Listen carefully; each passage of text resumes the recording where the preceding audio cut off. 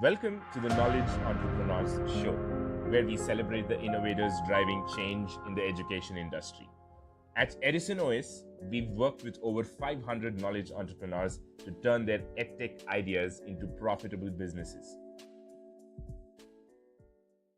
Hi, Rajat. Good afternoon. Welcome to the Knowledge Entrepreneur Show. Thank you so much for taking time out for this. Thank you so much for calling me here. I mean, it's an excellent platform where you are sharing so much of, different experiences with your audience. I mean, it's wonderful. Yeah. Thank you, Rajat. It's our pleasure having you. Rajat, my first question, what do you do currently?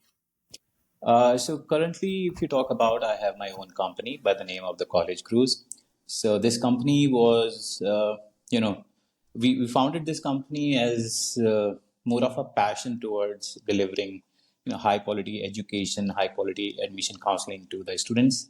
Uh, so we are into GRE, GMAT, admission counseling, SAT, ACT, APs. So we provide the test prep as well as the admission counseling to the kids. Yes. Got it, Rajat.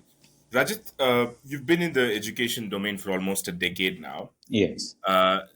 Was this always your plan, or how did you get into this? Uh, okay. So talking about this journey, this was not initially the plan, right? Right. But somehow it is the plan right now. So if you talk about my education, I'm a mechanical engineer. So I always wanted to design some high-speed cars, honestly saying, right? Right. But and I did get a chance actually. I won't say that I did not get a chance to do that, but my job after completing mechanical engineering was into Bajaj. Uh, Right. fair job, right? Everything was going good, but I kind of like, it was more of a management sort of a job where I have to actually plan things out and everything. So I switched that and I moved into the education field, and and then from then these things started changing, and right now I'm here, doing a full-fledged education uh, thing for the students. Yeah. Got it, Rajat. What was your first instance of teaching like? The transition from a corporate job to a teaching job. What was it like? And was it a full time teaching job that you got into, or you just started tutoring? So I was, even when I was in the corporate job with Bajaj, so I was teaching my neighborhood kids. They come to you, they say, okay, where you have been doing wonderful.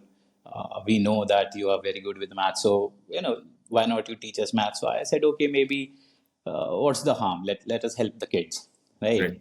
So when I first had my student, like the first student, I was like teaching him just the concepts, not teaching him according to the boards or anything. Nothing was there. I was just teaching him the concepts. It was more like, okay, now you understand this concept. Okay, Bhaiya, tell me this, how this happens. And how this is how it started. So it was one person, one-to-one tutoring. The first of my students was one-to-one, my neighborhood kid. And yeah, I enjoyed actually teaching him. I was really happy to see him grow, to see him progress. So I taught him for like 2 years while continuing my job. And over the period of 2 years, I could see, the confidence in him. I could see that he now understands mathematics. So it was good. It was happy when when you see the results, when you see that, okay, with your help, with your mentoring, and obviously the child's effort, you cannot just say a no to that. I mean, he was putting his 100%, I was putting my 100%, we were seeing results. So it was really fantastic. It was really fantastic to see him smile after his exams, which could have been otherwise. Yeah, it was good. It was really nice. Got it, Rajat. So after that, you've worked in schools, and then Yeah. it's been about roughly a year since you started this entrepreneurial journey. Yes. So, what was it transitioning from a monthly salary kind of a situation Oh man. to a full time entrepreneur? That's the question I would like to avoid, but yes, since I'm here, I'll talk about that as well. So yes, I have been doing school jobs. I started my first school job. So when I moved into education for full time, it was with one of the very big test prep groups, Uh, I would not name it, or okay, let's name it. I was with the Princeton Review, right, for quite like 4 years of time, and then I got a call from a reputed school, the Dune school, that okay, maybe I could, help the kids over there. So I went there. I did a good job in the demo, so they selected me honestly, right? And Right. Dune School, if you talk about, I mean, man, it's like altogether fantastic. So everything was going good. I did a job for 4 years over there. Then I switched on to another school. So yeah, last year I switched on to my entrepreneurial journey, you might just say. And yes, getting a salary per month and then moving to managing your own funds, at times, you feel that, okay, man, how is this month going to last? But that's okay. That's okay. I mean, if you are progressing day by day, if you see that you are improving, if you see that you kind of you can do it. Actually, it's not that tough if you kind of like have this in your mind that okay, I need to do it, right? Yes, some of the months it could be like you don't earn a thing, you are spending from your own pocket. But some of the months when you are consistent with it, when you're consistent with your efforts, I think it really pays off well. Because right now I'm able to manage my family better in a much better way. I have a daughter, I have a 3-year-old daughter. So who would not want to spend time with the 3-year-old kid? So I was like, okay, and that was kind of like one of the motivation behind that. I always wanted to spend more time with my child, to make him learn things, which I think a child should learn at that age. So yes, it's good financially. I mean, it's going okay. I would not say it's going very good in compared to a monthly salary, but I think all the pain is okay. I mean, it's worth it. Yeah, it's worth it. Got it, Rajat. Yeah. Rajat, so as far as your business is concerned, right, where you are into test prep teaching, Yeah. counseling students for overseas admissions, what are your different methods of student acquisition at this point? So when we talk about students come to me, largely through the references, right? Because I have worked in different schools. I have taught in many different schools, primarily in Dehradun area. If you talk Right. about the big schools here, the Vellum Girls, the Doon School, the Woodstock, Kasiga, Unison World School. These are big names here. These are big boarding schools here. So spending time there teaching them, you get references, right? Right. Then obviously, for 1 year, I was like doing freelance thing as well. So I connected with multiple companies where I was teaching them, uh, from their point, right? I was enrolled, I was into on their board, and they used to give me students to teach, and I used to get paid on hourly basis at times. Well, that's a part of this journey, right? And that's how the word kind of started spreading that okay, this is a teacher, this might help you with 8th grade, 9th grade, 10th grade, AP, SAT, whatever it is, right? And that's how it started off. So now I have clients from Dubai, I have my students from US, I have my students from UK. So yeah, it's by and large right now it's by word of mouth. We are going to start our marketing very soon. Right now it's in the draft. We are drafting about how we are going to do it. So yes, largely references. Yes, word of mouth. Got it, Rajat.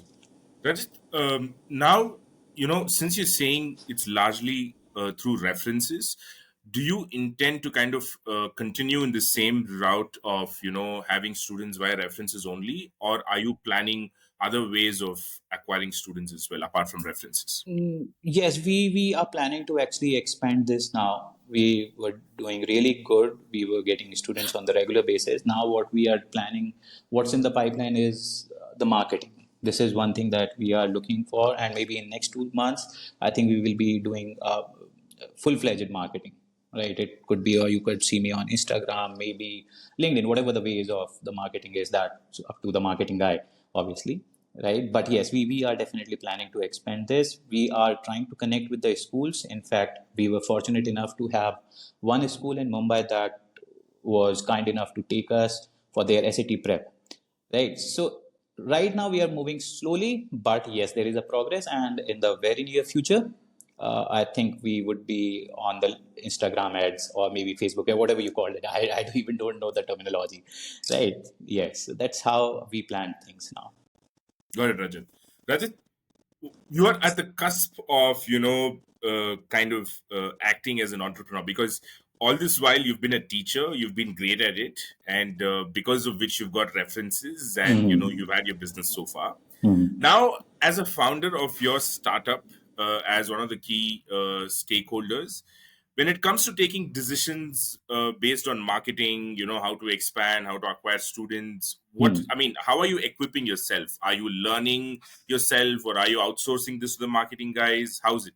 Okay, so in our core team, we have four members, right? So one of the members has been an HR in uh, big firms like Airtel, right? He has been an GM HR, and then we have one of our team members is also a CA, right? So Right. they bring their experiences, I bring my experiences. It's a round table discussion. It's at times it's a heated argument. Though, okay, no, it will work, it will not work, but the good thing is we all discuss for the company, right? That's the Right. good part. Right. So it's never up to one person. It's always up to the four of us, and obviously the marketing guy do chip in and explains us why this would be a bad strategy, why this could be a good strategy. So we four work with marketing guy in hand, and we kind of reach to a decision. So that's how we actually take decisions on what to showcase at the outside world. And I think the things that we have planned uh, are going to be good, as I think, right? Let's hope that. Yeah, so this is what how we take decisions on marketing and everything. Got it, Rajat.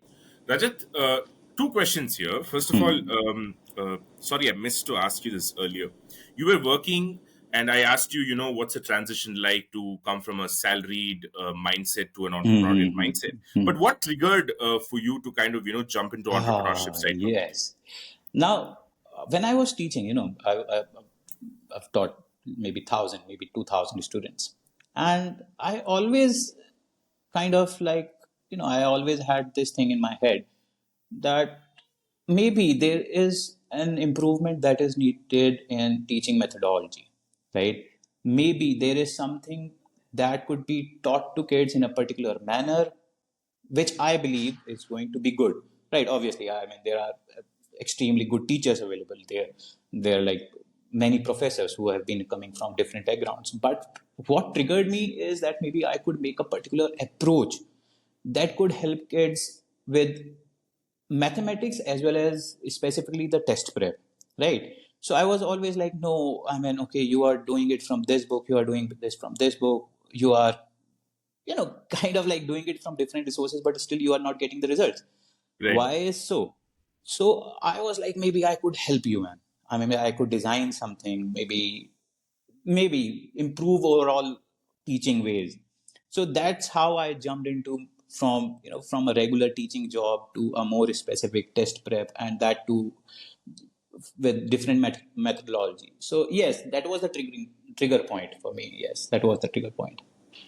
Would you say you gave it a try to talk to the previous school managements to kind of improve their methods, or how does that work? Or did it not work for you and after you tried? No, obviously, when I was in different schools, so we did discuss it with the school management at times that okay, maybe this is a better way. This I think is a better way, right? But I mean, these are reputed schools, and their management is top notch. I mean, they come from very highly experienced and qualified category, if you put them right. So obviously, their methods I would not say because they have to run a school, right? They Right. cannot just say, okay, no, you do go and customize things according to yourself. They have to manage Right. a school. So we had discussions. There were some things that were implemented. There were some few things that were rejected, and that's how I learned. I also understand that okay, if my what I'm saying is rejected, there could be a reason, and I always try to improve on that reason, right? So Right. yeah, it did happen that there were certain changes that were made in the design of overall how to prepare them for the mathematics, But yes, I learned a lot as well from there. Got it, Rajat. And how did you meet your co-founders? Because as a entrepreneurship initiative, right, there is Yeah. one school of thought where they say it's better to have at least one more co-founder and not be a solopreneur. So Yeah, yeah. you're a team of four. So how did Yes. you meet your co-founders? So my, well, I kind of consider them my guru always, right? They have Right. been my guru into since I left my Bajaj job, my mechanical engineering job. So I was regularly in touch with them. I knew them from it's been like 11, 12 years now. I know them since then, right? So I had a discussion with them. Okay, what should I do? What should I not do? What should they do? Could they help me with anything? So they always ask me that, what is one thing that you want to do? So I said, maybe I enjoy teaching. See, honestly, I'm in mechanical engineering, but I do enjoy teaching.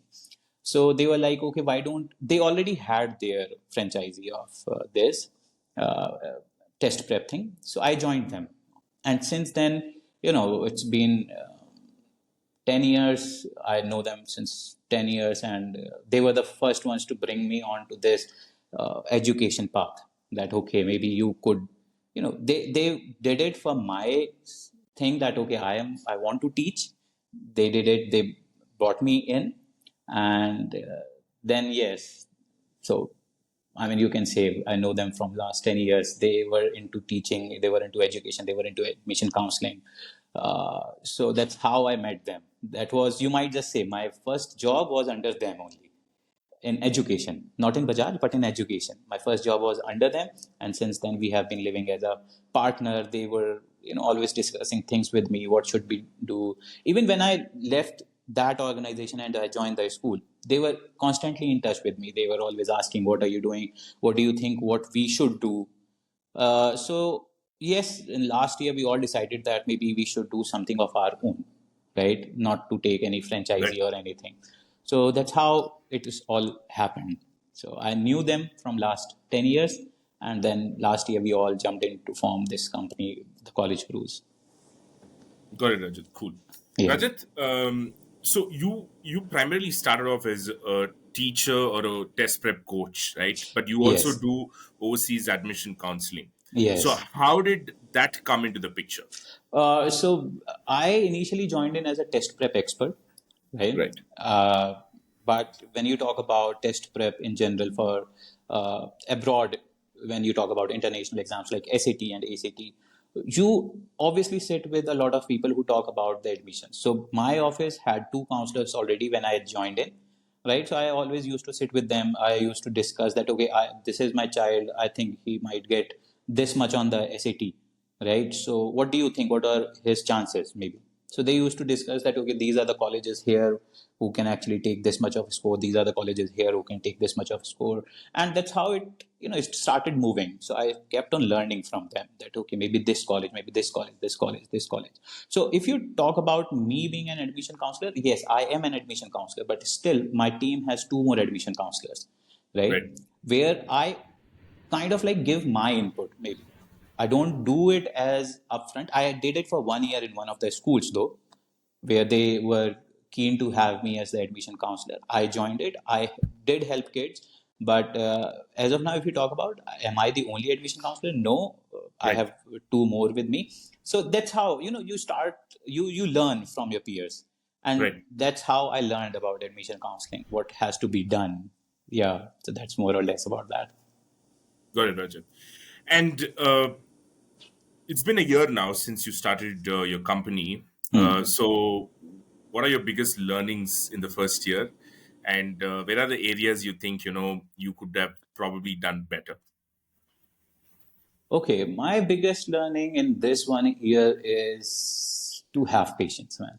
I mean, when you talk about your company, you cannot just plan for 1 year. No, that's Right. not how it goes. You'll have to plan for bigger picture. You'll have to look for the bigger picture. Initially, when I joined it, I was like, okay, man, I'll change things. I'll bring in more kids, and things will just go wow. But that's where I learned that okay, when you go into entrepreneurship, right? you have to be patient. You have to have patience. You have to be really, kind of not expect things as you planned them to be. Yeah. So we planned for 50 odd kids maybe in the first 6 months, but we got 30 odd kids in the first 6 months. Right. So that's where you learn. That's where you understand that, okay, maybe you need to change the approach. Maybe you need to change, some orthodox methods that you are already applying in it. Right. Maybe that's where you need to bring in more tools, maybe bring in an expert marketing guy, right? Because initially when we started, we were like, we were four, everybody knows us here in the Dehradun, and we will just do good. But that does not happen. You need to have expert people, and obviously one guy cannot handle all the job. This is another learning that I have with me. If you are going for marketing, you need to have a marketing guy. If you are going on for content development, you need to have somebody who is an expert in that. Obviously, see, I can give my questions. It's been 10 years. I know all the test preps inside and out. Right. But still, when it comes to question formatting, right, this is not my job. I can solve these questions, I can make them understand these questions, but to put them on a Word file, to get them printed, oh man, that's where you need to bring in another person who is an expert into that, right? Who knows how to quickly draw graphs on the Word or Excel, whatever platform you are using. So yes, patience is one thing that I have learned, that you need to have patience, and then you need to have specific specialized people for a specialized job, and not to expect what not to expect that whatever you have planned will work out as you have planned. Right, the things may just take a u-turn and you won't even know that, okay, this has happened. So yeah, these are the three things which I believe I have learned so far. Got it. Yeah. Got it. And like any other relationship, the having co-founders is also a very important relationship in one's life. And I'm sure when things start off, it's all very nice and rosy and stuff like that. So 1 year down the line, Yeah. what are the tough things that you had to kind of get past, and uh, how different are you guys after 1 year now? So I think, yes, as you said, that's very right. That initially, when you think, okay, that's everything is going to be very smooth. I mean, we all would come to a conclusion in one go, right? We won't have Right. to discuss it. Like everything is going to be a piece of cake, maybe. Like you take it like that. But in 1 year, what we have realized is now we have a stronger bonding, right? And now we are not afraid to put our minds. Initially, what happens, when the founders, when all the co-founders are like, okay, you are friends, or maybe you might just say you have a relation of 10 years, right? So at points I have seen that they used to respect my decision. Maybe, okay, this guy is saying some things maybe we could see, but 1 year down the line, it's more like, no, we have to work for the organization. It's not about now individual guys taking over. Okay, oh no, I am into 10 years. I have worked into very big schools, so you should listen to me. That's not how it goes, right? Initially, that was the phase where we used to, okay, respect, kind of like, okay, we used to, okay, now I know this guy. I cannot just deny what he's saying.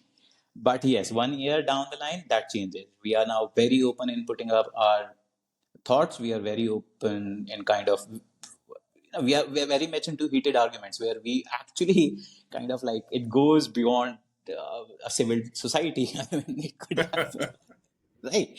So these discussions are now part of our daily life. But at the end of the day, we are more like, okay, we have done something productive. It's for the team. It's for all of us. It's about improving the overall company. So yes, this is one thing that changes for sure. You are much more stronger in putting your thoughts. Apart from that, yes, as I said, I mean, because of all of this, right? They say best of the friends fight very hard, and that's why they are the best of the friends, because they are allowed to fight very hard. So we fight very hard, and we are still the best of the friends. So in fact, our relationship has been getting stronger day by day, where we know that now we don't have to, kind of like shy. We don't have to be shy in saying what we think. Yeah, that is one thing that has changed, definitely. Got it, Rajat. The reason I asked you this question was, now let's say if there are a bunch of friends, who are just starting off, Yeah. based on their relationship that they share Yeah. Yeah. Yeah. personally, what Yeah. would you advise them? How would you, given that you've seen 1 year now, what would you tell them to take care of, just to not waste more time and effort as far as the relationship goes? Okay. Now about this, as you know, I have learned this in 1 year only, that being friends is your personal life. It's absolutely personal. You have friends. It's a personal thing, right? But you cannot expect the other guy to listen to you or to accept your decision just because you are friends, right? The better you realize it, the sooner you realize it, the better it is going to be, right? You have to understand that there are few things. You have to listen to all the perspectives. You have to listen to all of the views. You cannot just say, okay, no, I am the big guy here. Whatever happens, it's going to be my decision. You have to understand that one thing where, it's friendship is personal. It's there. And if you are best of the friends and if you understand each other, this friendship is going to get stronger only when you actually listen to individual experiences. If you don't listen to it, if you just kind of like ignore them, or maybe do not contribute constructively, it's not going to go well. Yeah, this is one thing that, as I explained previously, this is one thing that we have learned. We have come to terms with each other. We have come to terms to live with heated arguments daily. And maybe once the office hours are over, we sit on a one table and we have a good cup of tea or whatever it is we enjoy. Nice. That's, yeah. Great stuff. Whatever happens from a business point of view doesn't spill into your personal It dynamics. should not, because see, already you are taking a lot of headache when you are moving your company. It's a new company. You are starting with it. You have Right.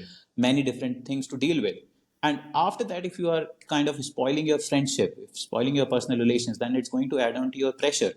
It's going to be, going to be kind of a volcano. It will erupt any day, and you would be just screaming madly over other people.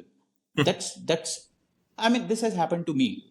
You know, this has happened between us where we were like, okay, no, it's enough. We have been listening to you for so long. It's our turn now.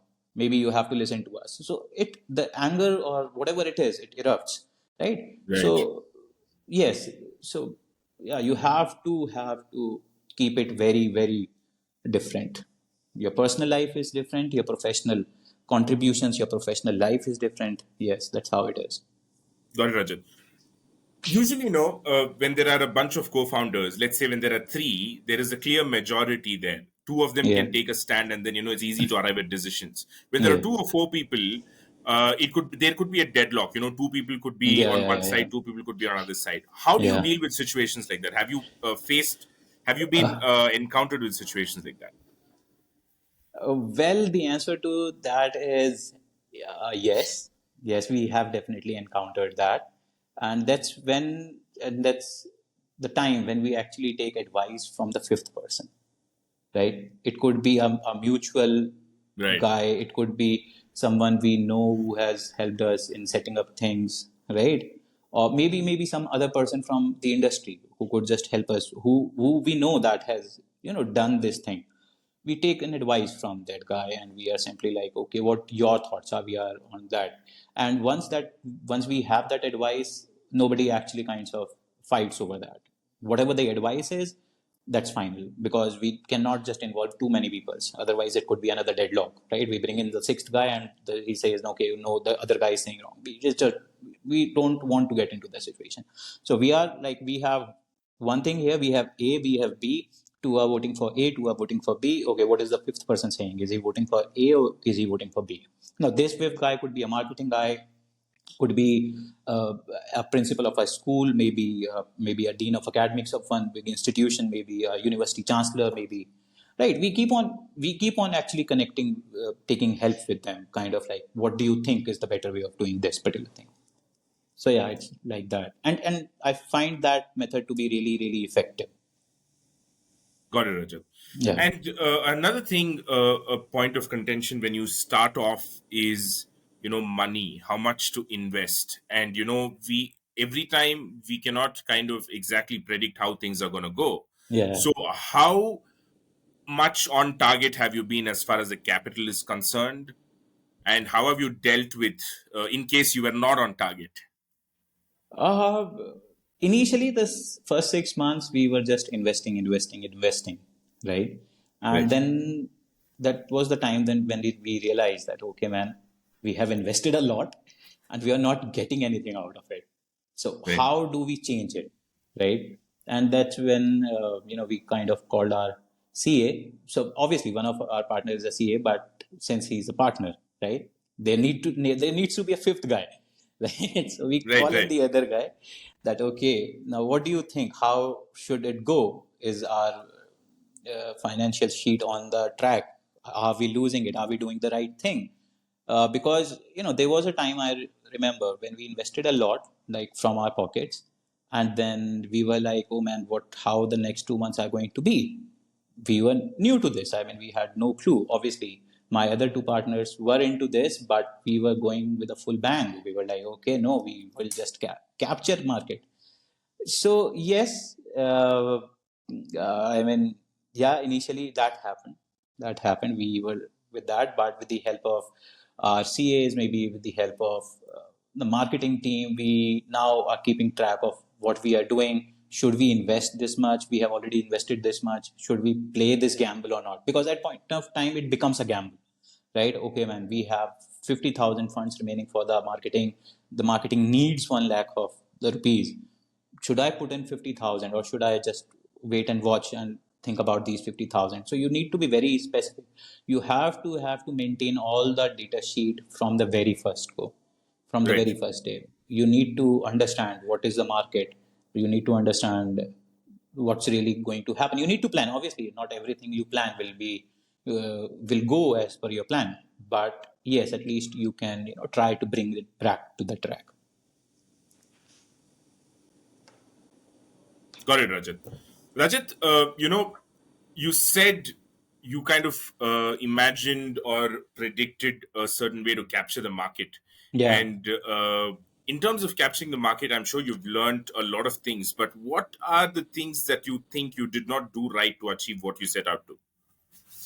Uh, I think the pricing when we started off with everything, right? What is one thing that went wrong was the pricing. Right. We, as I said, we were into this for last 10 years and we thought people know us here and whatever we think the correct price is, the people would pay that price.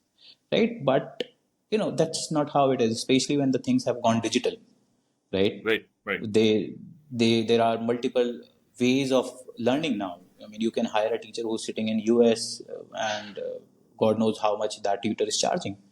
You don't know that. So we went wrong with that one thing, right? We initially thought that maybe this is one thing we need to change because the pricing we kept it a little on the higher side. We thought that maybe it is what we deserve, but you need to understand the market needs. You need to understand the things that have changed. You need to understand what is the right scenario right now, right? And yes, this is one thing that we have changed now, right? We are now giving different modules, right? Whatever the need of the student. If the student says, okay, no, my budget is 20,000, we have created a module for this guy that, okay, if you have 20,000 of budget, this is how we can help you, right? Right. Maybe we give them the recorded lectures, maybe we give them the resources, whatever it is. Okay, my budget is 60,000, maybe we give him one-to-one personal tutoring, right? So this is one thing that we have definitely changed in last 1 year, and we went wrong with it. Yes, initially. Now it's on track. It's much more streamlined now. Yeah. Got it, Rajat. Would you say before you started or in the initial days, you somewhere slipped up in the market research? Definitely, definitely, because this decision was like I was into teaching, like right, and then suddenly this entrepreneurship thing popped on in my head that, okay, no, I need to quit this job and go and do my own thing. So that decision of quitting the job, a regular job, and moving into this entrepreneurs field was one thing. I think I could have delayed it. I could have researched the market better, right? I should not have, switched on to my regular job into this entrepreneurship in the very first go. So it was like, okay, right now I'm thinking about me founding a company, and in 20 days of time, I signed my resignation and it was done. There was no research. I mean, and everyone, in fact, my colleagues, my principals did discuss with me that, okay, are you doing it the right thing? No, I was very confident. I was like, no, I will do it. People know me, people will come to me, and I was like that. But yes, I think we kind of lagged in the market research. Basically, we did not do it properly. There was, I would say, you need evidences to support your decision. There were less evidences, and we kind of, I personally kind of ignored them actually. Right. So Got yeah, it, yeah, Rajat. yeah. So we did lose on market research. Yes. So, if given a chance, right, this is, Hmm. I'm asking from a point of view of the listeners, who might be in your position, who are thinking Hmm. of starting. If Hmm. given a chance, if you had a chance to do things differently, if you're Hmm. still teaching in a school, how Hmm. would you would still start your company, but how would Hmm. you do it differently from what you already did? Okay, I would definitely, you know, do much more research. First of all, as I said, I would do more research. That do I have that many number of kids right now, so that I leave my job and move into the business, you might just say, move to Correct. that entrepreneurship. Uh, this is one area where I would say that you need to give time. You need to think about it. You should not take your decisions based on what your instinct are saying. You should actually at times listen to your brain as well. I understand entrepreneurship is not about thinking too much, right? Because you'll have to go through certain difficulties when you start off. But again, I would say if you're getting a good job, if you are getting good money, think about it, give it time, start slow, to not just take decisions in a one go.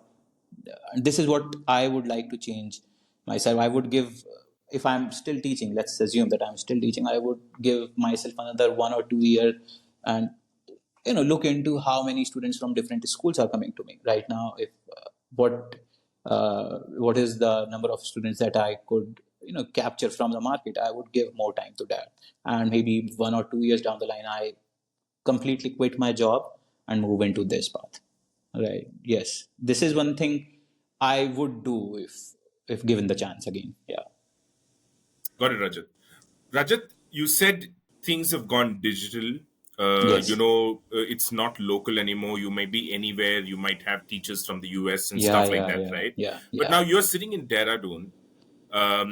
How much of your business is from local population, and how much is it from outside of Dehradun? Okay, so if you see, it's more or less kind of the ratio of 40 to 60. So 40% of my business is coming from international market. Right. 60% is what we are doing it locally, right? Because the business that we do, I mean, talking about test prep and the admission counseling. Now every school is bringing their own counselors, but still you need expert counselors. It's their job, they are doing it. Yes, we our expertise is a little different from what their expertise are, right? But still, right now we are getting 40% from outside and 60% from locally. Yes, that's how it is right now. Got it, Rajat. And what are the pros and cons of having both of these kind of markets? Would you prefer having a 100% local market, or would you choose to have completely international? How do you see that? I mean, if it goes completely international, it's going to be great, Okay. right? But that's not how things work, actually, honestly saying. You need to Right. have a local connect, because, people know you. This is the place where people know you. If you talk about international market, you are, again, just a service guy. You are providing services. But locally, people connect with you. People understand you, right? They know your face. They are much more confident in you. If you talk about international market, they are more like, they're very skeptical. So until unless what right now has happened to us, why I think people are coming to us, because they believe that our prices is somewhat less than what they would be paying there, honestly saying. because if you look at the international market, there are teachers who teach for maybe $60 an hour. I mean, that's not what everybody could afford, right? And that's what we try to capture. We try to give them the best of the test prep in the best at the best prices, and that's how we are gaining some popularity in the international market, especially US. If you talk about right now, right? The other references, the other places are more of a reference. So locally, you need to have a connect. I mean, you need to show your face, because especially in the business that we are in, you need to Right. connect with a lot of schools, right? It's just not that, okay, I'm doing sitting at my home and doing it internationally, because you never know what the international scenarios are. Right. And so yes, you need to have a local connect for sure. Got it, Rajat. And for teachers in India who are aspiring to have international students, obviously, because the value for your time is way more amongst the international students, especially in the US. Where should they start off from? How do they get students from the US? So for them, I have to say that you start working with different organizations first, right? Right. Understand where the international student is placed, what they are doing in their curriculum. You need to understand their curriculum first, right now. So for me, if a child comes to me talking about mathematics, the first thing that I ask, okay, which board are you from? This is the first thing I ask. So the guy says, okay, maybe I'm from Cambridge board, maybe I'm from international board. I have done IB, I have done ISC. So this is where I get an idea that, okay, what the knowledge level of this student is going to be. Right. Right? You get to understand this thing when you work with different organizations. You see people from different communities, different backgrounds, and then you develop your own pedagogy. If you understand what I mean, you develop your Right. own methodology, right? The second thing is it gives you an exposure of right of understanding yourself. When I first had an international child, honestly saying, I was like struggling with what the guy is saying because I could not understand the accent. Right. That is one thing that is really important. If they don't like your accent, if they don't understand what you are saying, they are not going to actually, make you as your make you as their teacher. They would Right. not simply. And this is one thing I would say, that again, you work for different people. You start working for different organization. Maybe have a go at international organization who could help you get kids from US, maybe who could help you get kids from UK, or either you work in a very high class school. I was lucky, I was fortunate that I worked in one of the elitist school of India, right? And that's where I got references. I started getting references because they knew that, okay, I teach like that. So either you should go for a very big school initially, or either you work with different organizations, understand where you stand, understand where the child is standing, understand what could be the barrier. It could be linguistic barrier, it could be it could be a barrier of society, because in US the way they actually speak to you, for example, my first guy, I mean, in India, you are, when you talk about a teacher, right? Teacher is usually called as sir or ma'am, right? Right. But in US or UK, they call you by your name. I mean, you have to build this in yourself that, okay, if the student calls you by your name, you have to be absolutely okay with that, Right. From a right? culture standpoint Yes, itself. you have to understand that, and that's why working with other organizations would help you in this way.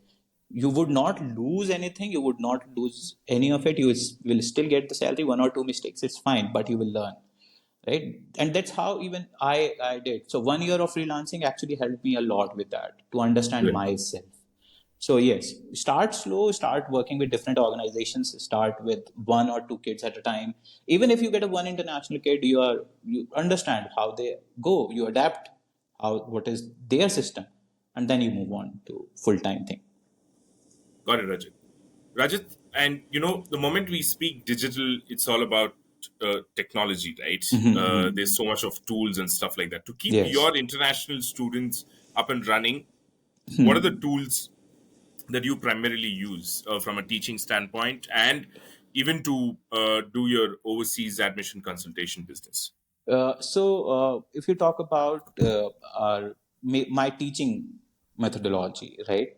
I Right. always encourage my teachers to to give them more practical approach, because international students, they are about practicality. If you don't give them the practical approach, if you say, okay, you have to remember these five formulas, they will like say, okay, why do I need to remember? Is there any way that you can actually tell us how this works, right? And for that, I started showing them many videos Right. from YouTube, right? Which I find, and I always I always tell them that, okay, this is the video from this guy. This guy is doing very good videos. So maybe if you have free time, just watch some of the videos of this guy. I mean, there is no harm. The student you will not lose you. Right. A lot of teachers do have this thing in their head that, okay, if I show them the video of some other guy, the student might just go to this teacher, right? Right. Right. But again, you have to understand why you are teaching. You are teaching to make them understand. It doesn't matter if your technique works, or if you think somebody else's technique is much more appropriate for this guy, you just show it to them, right? Right. Show them more videos, show them how it is done practically. So I use a lot of tools like Desmos is one tool that is like always open on my Windows screen. This is one tool that I find to be very useful with international kids. Right. It's absolutely brilliant. So yes, you need to bring a lot of things. You may have to make it interactive. If you are just sitting idle explaining them concept, they would honestly say, okay, no, this is not the guy I'm looking for. And Right. this is one thing I have changed in my teaching as well over the last 10 years. Yeah. Got it. From a video conferencing platform solution, you use Zoom. Primarily, but if the guy is comfortable with Google, Skype, or some other platform, Teams maybe, whatever it is, I'm now proficient with all of them. Got it. And do you use a tablet with a pen? Yes, I used to initially, but I mean, I could say it openly. The right now I use the iPad with Apple Pencil. I know, I mean, no, not everyone could afford it. I mean, they have their own challenges. But I switched on to this, and honestly saying that I'm not doing any promotion, right? But this is one thing that could just stand with you lifelong. And I've been using my iPad for 4 years for teaching, and it's as it is. So kudos to the whole team of Apple. It's wonderful device. And obviously, you can start off with pen tablet. There are many in the market which costs around starts from 2000 goes till 18,000. You can use whatever, but yes, you need to make sure that whatever you are writing, whatever tool you are bringing in, the guy or the child is able to understand from that. It could be as simple as your mobile. You have that, what do we call them as, where you can write on the mobile. What do we call that devices? Pens? The No. stylus? Stylus, yes, sorry. You can use a stylus on a phone. I have done that. I mean, once I was traveling and there was a class and I just could not miss it because the exam was very close. So Right. even while on train, I took the class, and that's where when my my phone and stylus came into play. So it could be anything. You have to make sure that if it's the exam, if the student needs you, then you have to be ready, man. This is one thing which I have done. Even when I was ill, I had a dengue, good 104 fever. I never, if the child has an exam, I never miss the class. And that's why they actually, I believe they like me, because they understand that this guy is standing for us when we need. Yeah, as a teacher, that's your job, actually, honestly saying. Got it, Rajat. And now, since you also teach SAT, SAT is going digital now. Yeah, In other it's parts of the been, world, it's gone already digital. In the US, I think it's going digital in a few months from now. yes, So, in how has next this March. impacted your teaching, or how are you preparing for this change? Uh, Yes, I mean, this happened, the SAT went digital in March 2023, right? And if you talk about, we don't have much resources of SAT as of now. So it has definitely impacted us because the English part of the SAT has changed a lot. It's not the same part that was there prior March 2023. It has changed, right? The test has become it's shortened, actually. The time period is less now. So I mean, yes, it has made us implement few changes. Like we are now bringing on our own portal, right? We are doing that because you cannot ask a guy to do it on pen and paper anymore. It's Right. if it is digital, you cannot just ask the student, okay, now you practice it from the book. That does not make sense. The guy would simply say that if it is online, why should I not do it online? So yes, SAT, if you talk about, Khan Academy is an absolutely fantastic resource. Honestly, I would suggest to every listener and everyone who's going to be asking me what's the best resource, Khan Academy, because right now that is the only authentic material that we have. And based on those questions, we are kind of putting up our own questions as well based on those questions. So if you see, do we have any extraordinary questions with us? We have questions to make you understand the concept, but primarily it's on the it's on the format of what the Khan Academy is. So it has changed. Being going digital, it has changed many things. It has made us implement the new technology within the test prep community altogether. I mean, if you see, every other big company has their own portals now. So yes, that is one thing that we have included. We are going digital as well. We have to go digital. There is no other way. Yeah. Right. When you say you're building your own tech portal, you mean to say to replicate the SAT testing atmosphere online? Yes, we are going into that format where the student is, since SAT math section, if you talk about it, it's more of now computer adaptive, right? Right. So we have our team of expert who know few people who can actually make this portal, which is more of computer adaptive, right? Yes, it's a big investment. We are still, we have started with it, and let's see how it turns out to be. Honestly, we still have 3-4 months. They are building it. We still have 3-4 months, but as of now, we suggest Khan Academy. Yes. Got it, Rajat. Rajat, it's been a pleasure talking to you. Thank you so Same here, much man. Same for here. answering all my questions candidly and patiently. No, Uh, it was fun. Actually, it brought me back some of the good memories of my entrepreneur journey, of my initial days of teaching, and it was fun. It was really nice, and I hope that your listeners are benefited by what I, I provide to them here. Absolutely. I think anybody who's in teaching and who's thinking of, taking the entrepreneurial journey route, I think will benefit a lot. Uh, I hope uh, so. Yeah. Thanks for being very transparent and honest about your experiences, because that's what really helps. Mm, my pleasure. Thank My you so pleasure. much,